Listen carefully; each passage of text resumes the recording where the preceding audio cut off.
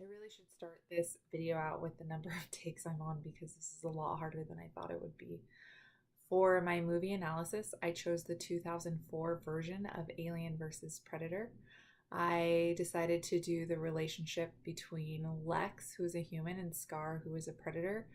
I chose this relationship because these are the two lead characters and because I like the dynamic that was expressed between them due to the lack of ability to speak English. So all of their communication was nonverbal.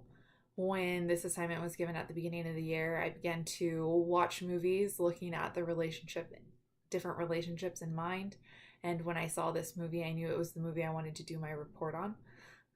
They're only together for the last 30 minutes of the film, but they use nonverbal communication to basically defeat the aliens in a horror sci-fi movie. Without explaining the entire film, just giving you a brief synopsis of the specific part I'm talking about is at this point, all the predators are trying to kill all the aliens and all the humans. Lex is the last human that's left. The predator comes to kill her when she shows the predator that she can kill the aliens as well. So instead of being a weakness, she can be an asset. And she does this by giving him a weapon that he's looking for. And then she continues to use body language to help warn him of an alien threat behind him. And when the alien attacks her, she actually gets really lucky and her instinctive skills kick in and she kills the alien. And in response to helping him, he's about to leave her, but then she starts to follow him and he takes her back to the alien where he cuts off the alien's head and shows her that she can use it as a shield to defend herself, and then cuts off the alien's tail. It's kind of like a scorpion tail to show her that she can use it to penetrate the other aliens. So then they continue to find other aliens, and they run into one of her friends who's the linguist for the film, but he has already been captured by an alien, and so dying for him is inevitable. So Lex shows her strength by shooting him, which impresses the predator, and then together Lex and Scar, the predator, set a bomb in the nesting area for the aliens and escape just in time. They continue to fight predators on their way out of a tunnel.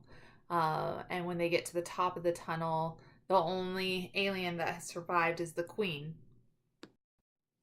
Just before they find out that the queen survived, Scar takes the blood of the alien and makes a mark, the mark of the warrior and the predator race, on Lex's cheek. And so they're bonded as equal warriors.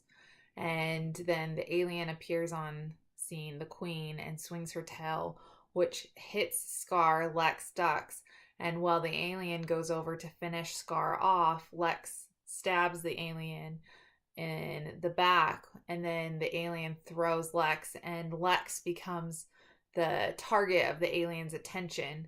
Right when she's about to die, Scar appears to save her, and together they form this relationship where they connect the alien to a chain and tie it to a reservoir. The reservoir falls into the water and the alien sinks deep into the ocean, but Scar has sustained these wounds that he will die from. The last part that I need to touch on or address is how I think that the characters could have acted better. And I chose this film specifically because of the characters' actions and the way that they interacted with each other. I think a lot of times in personal relationships that I have, I think that communication is really challenging and difficult, and it affects the relationship. And so they weren't from the same planet. They weren't able to speak the same language. And yet the predator, in talking to her, doesn't belittle her in any way, but he uses hand signals that are very expressive. Like when they're in the nest, he sets a bomb and then he points to the bomb and then he makes kind of like a, and then, you know, even the people who are watching the film know exactly what he's talking about. And when Lex continues to save them and they have to act quickly together, she uses body language that's very expressive and gives them the ability to understand each other.